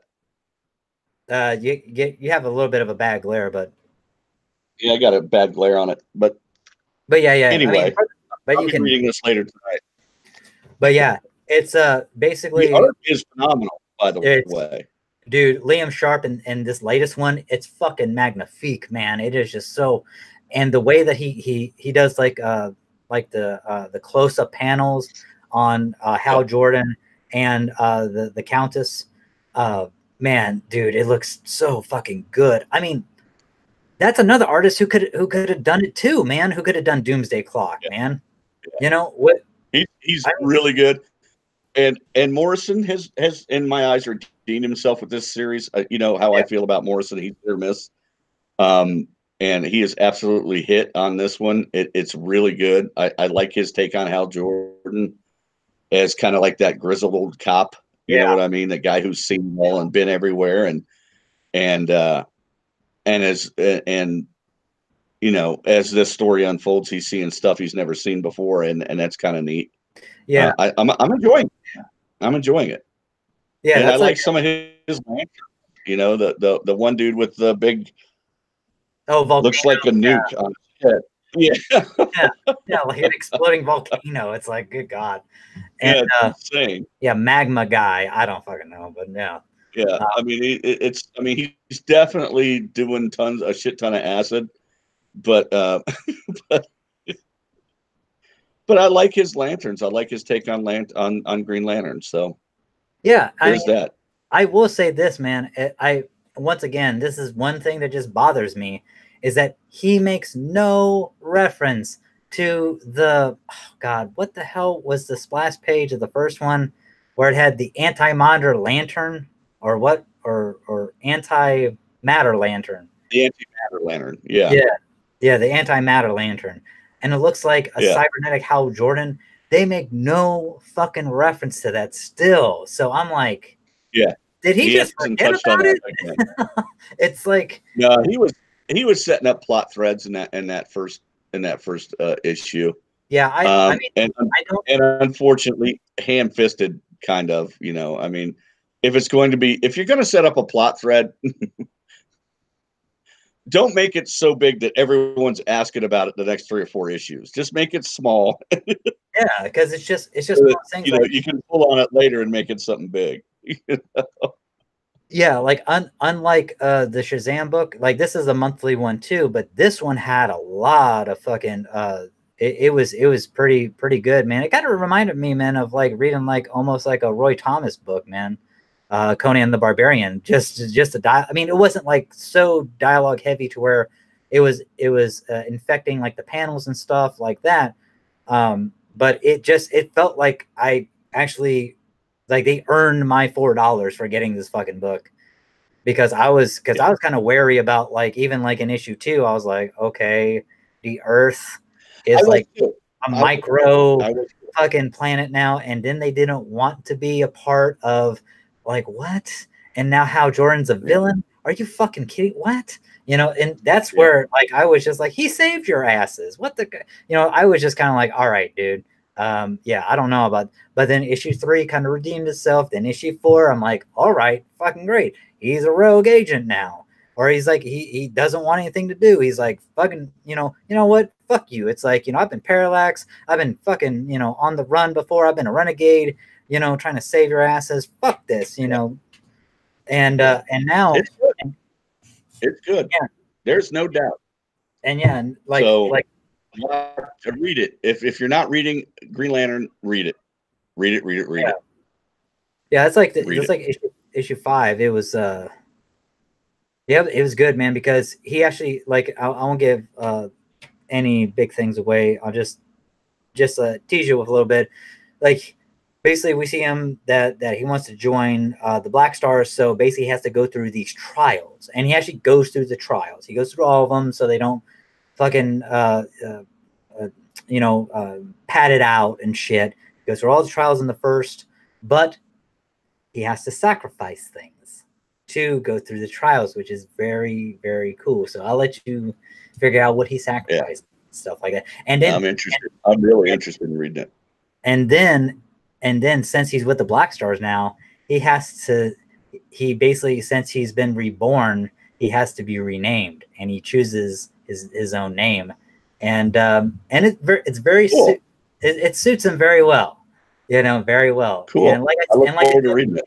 and like I said before, at the very, very end of the book, you finally understand why the fuck he was able to use like lethal force on, or why he made the decisions to use lethal force and basically go this like fucking renegade rogue agent Yeah. type lantern, and basically was like, fuck the Green Lanterns, fuck your mercy. And I look forward to reading it.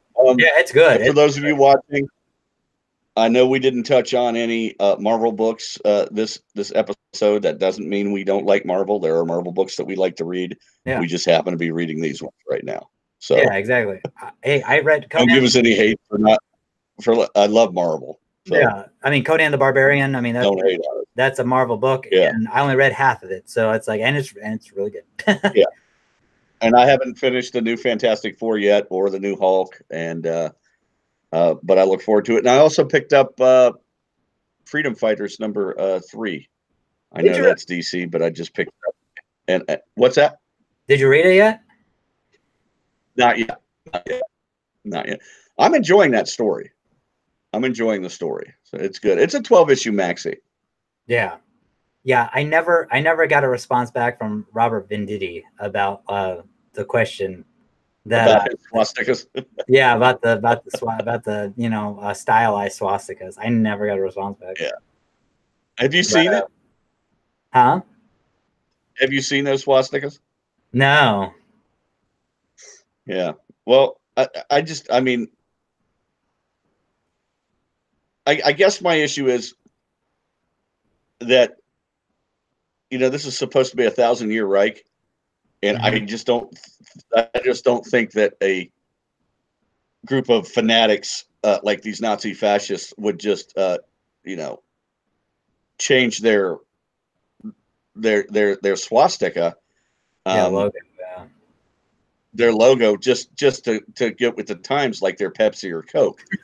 Yeah, new Coke, new swastika. Yeah, it doesn't make sense to me. But if that's his explanation, I'm fine with that. But if your explanation is, we're afraid to show swastikas in a comic, then I'd take issue with that because, you know, comic books have never been afraid or shied away from that, Yeah. especially when it comes to Nazis.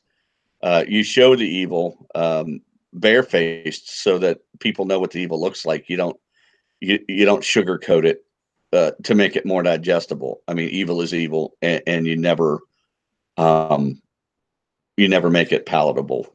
You just don't, you know. So I just hope that's not the reason. They have no problem with showing Hitler's face, which I think is even more insulting. Yeah. But you know, they stylize the swastika, so you know, we'll see. We'll see. I mean, and you know, I don't know. That might have just been on those particular costumes. But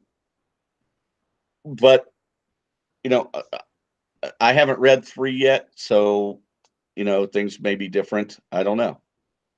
It might be, you know, based on costume or rank. I have no idea what kind of idea they've got going through their head there. So, Yeah, that's but of course, it was a big giant war machine, so that doesn't make sense. Oh, did you see the before? Did you see the new Hellboy trailer? I have not. The red band. It's so fucking good, man. I'm sorry. I was just thinking about like because we were talking about like Nazis and shit. I'm like, oh yeah, the Nazis were the ones who resurrected fucking or called upon Hellboy and shit, or made Doctor What's his nuts force him to. Yeah, that was his name, by the way. Huh? Dr. What's his nuts? That was his name. Yeah, that's what they call him in scientific circles. Yeah, exactly. Dr. What's nuts? You know? Yeah. Dr. Demon Boy. Dr. Demon Boy. They make fun of him. Summon a demon. But yeah, the new one, the Red Band trailer, to me is like fucking better than the first one with Moni Moni by Billy Idol. And they show a lot more too. Like they show him like getting Excalibur and riding a fucking dragon and shit. And really, yeah, dude, he's all like that's gonna be a crazy movie with the horns and the crown and the fucking and the golden Excalibur in the fucking hand, you know, or whatever the fuck however you pronounce that, Magoragagraph, you know, or I don't know. I'm just making up shit now. It looks crazy, but yeah. I look forward to that movie. Yeah, I love Hellboy. Yeah. I don't really care for Mike Mignola, but that's a personal issue of mine. I don't know anything about him personally, but I don't really. I never read the Hellboy comic because his art turns me off. I don't really like his artwork, but I like the concept. Yeah, I like the concept of Hellboy, and I enjoyed the first 2 films. Yeah. So I'm hoping that this movie is good too. Well, let's just say that I know a person who they went to, I think it was Baltimore Comic-Con, and basically his girlfriend got a Hellboy comic had not Hellboy, I'm sorry. Had Triumph and Torment or Torment, yeah, Triumph and Torment, the Doctor Doom and Doctor Strange book, Marvel, and Mike Mignola did the artistry. She went up, was in the line to have him sign it, and basically he looked at it and was like, and you know, it's like, cause he's like, you know, and then he's like, oh, and what does he fucking do? This fucking guy autographs it, but autographs in fucking pencil. What a dick. That's ridiculous. Yeah. And I'm just like, dude, if I was there, I would have called his bitch ass out about that. I probably would fight that motherfucker. I mean, you know. Why autograph only in pencil? Probably because it wasn't fucking his own property. You know, I mean, he's the artist on it, but probably if I'm speculating here, it's probably because he doesn't own it, because it was something. I mean, it's like, I mean, if you brought Todd fucking McFarlane a goddamn Spider-Man 300, he would probably or Infinity Inc. Yeah, I mean, he would probably be happy to autograph it for you. He's like, oh man, this is going back. You know, he probably wouldn't be like, oh no, I'm not fucking, I'm not autographing this piece of shit. You know, it's like, you know, There's it's some just one of those things, man. It's early McFarlane work. Infinity Inc. annual oh really? Yeah, number 1. like if Yep. you brought that to him, man, yeah, he would probably more than Oh, happy. he'd be cool. He'd be like, "Well, look at this." He's like, look at this. Somebody got this out of some mothballs, baby. You know, he may Someone make a bought joke. this?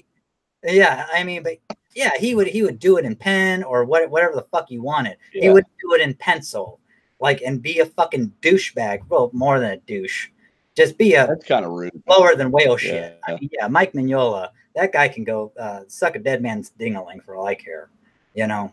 And I said it too, live in a fire. A dead man's dingaling. Yep, That's the name of my next band. dead man's dingaling. Yeah. But yeah, because when you do, because We're gonna do adult contemporary. okay. But yeah, I mean, it's just not. But even if I had half the fucking talent that these people had, I would never do it. I mean, I could understand if the person thought that, like, listen, look, if they thought Mike Mignola was Dan Slott, right? You know, because those two are fat, they look the same, you know, and and he's like, oh Dan, I love your art and stuff like that, or I love your not art, your writing and stuff like that. And he does it and he writes Dan Slott's name in pencil. Okay, yeah, I understand it because that's a bit insulting. But you did this person a kind by signing Dan Slott's name in fucking pencil for this person. I mean, so it's kind of like half and half. It's like, well, this person should have paid attention where the fuck they were, but. And it's not even. He's a big old fat guy, and you walk up and you're like, "Are you George R.R. Martin?" Yeah, I mean, it's like, you know, it's just one of those things, man. It's like I can understand that, right? Because it's half and half, where it's like the person should have at least had the mental capacity to know that, yeah, this is Mike Mignola, the creator of Hellboy, and also did stuff for Marvel Comics as well, drawing. And a writer and an artist are not the same. And I understand they're both burly fat men and they look the same, but damn it all, you know, come on, you know. But yeah, but just because you don't own that property, you drew it, you cut your teeth on fucking Marvel books, and this lady, you know, gives it to you, and then you just write in pencil, you know, you autograph it in pencil. Well, you're a fucking bitch. The way I see it, you know, it's a fan. You know, it's a person who helped pay your bills. You know, it's a person who gave up their hard-earned cash so that you could eat. And have the decency to treat them right. Yeah. You know, don't be a dick. Exactly, man. And that's the thing. Like, the only reason why I'm watching this new Hellboy movie ain't for fucking fat fucking Mike Mignola's ass. It's because of David fucking Harbour. That motherfucker, I love that cat off Stranger Things, man. Oh, Harbour. That's the only reason why. And him taking the role over. Like, when you watch the Red Band trailer, you will understand why I'm like, yeah, that's when I will go. Actually, opening weekend too. I will pay fucking full price for that. You know. Yeah, that looks good. It looks. Yeah, good. I don't even know if I can get my military discount, but man, if I can't, fuck it. You know, it's like, you know, I think you still can. You know. I took my first military discount today. Oh, did you really? I did. For breakfast. Did you go IHOP? Yep. Oh yeah. No, I went to a little joint there in E-Town, and they honored military discounts, so I got that. And then I went to Lowe's and got my military discount there. So I'm very happy. Yeah. Well, Home Depot gives military discount too. So if you need a washer and dryer, yeah. Nice. Yeah. What I like about it is it takes care of your taxes, is what it does. Well, that's dude, because it's like, goddamn it. I mean, well, at the mall, you know, Johnson Mall, it's 10% there. I mean, just straight up 10%. So yeah, I mean, fuck, man. Yeah. If I can get something for $10 and I have to spend the extra buck, well then fucking great, you know. Because if I just have if I have a Hamilton, then there you go. All right, man. I am gonna have to get off of here. We are like an hour over time that I said I'd be for 45 minutes. Yeah, it's 8:10. I've got to get off of here and get ready for bed like an old man does. Okay, man. So that I can get up early for work. No, I'm sorry, man. You gotta get up uber early, man. No, there ain't no reason to be sorry. I enjoy this. I could do this all night.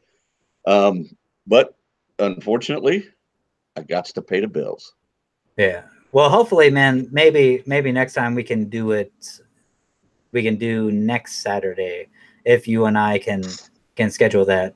So that way. Yeah, we should try scheduling Saturdays so we can stay on as long as we want, stay up as long as we want. I was thinking about doing yesterday, but man, like by the time I got back and stuff, man, I was just kind of like, oh fuck, yeah, it's not gonna happen. yeah. I get it, man.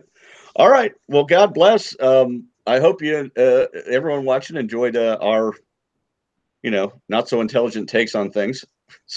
Yeah, totally. Love the rants and our and they'll converse and the many ways that it went and will. And we go. cussed a lot less. We cussed a lot less this episode. Except for I'm quite impressed. Oh yeah. That's why I didn't bring up Joey Lawrence or Johnny Lawrence. I was about to say Joey Lawrence, man. What do you do from Blossom? Yeah, not that guy. Not the whoa, not him. Whoa. Hey, I used to love that show, dude. I used to watch that, man. Oh man, it was huge, man. That was a huge show. Yeah. And Blossom's like now making millions on the fucking Big Bang Theory as Sheldon's girlfriend. Yeah. Yep. And she's a doctor. I know. That's fucking crazy, man. Yeah. She's amazing. Yeah. I know. She's phenomenal, man. I mean, she was smart. She did the right thing. She went out, even though she was making a ton of money on Blossom. She went out and got an education, knowing it may not last. Which a lot of people don't do. They just live for the moment.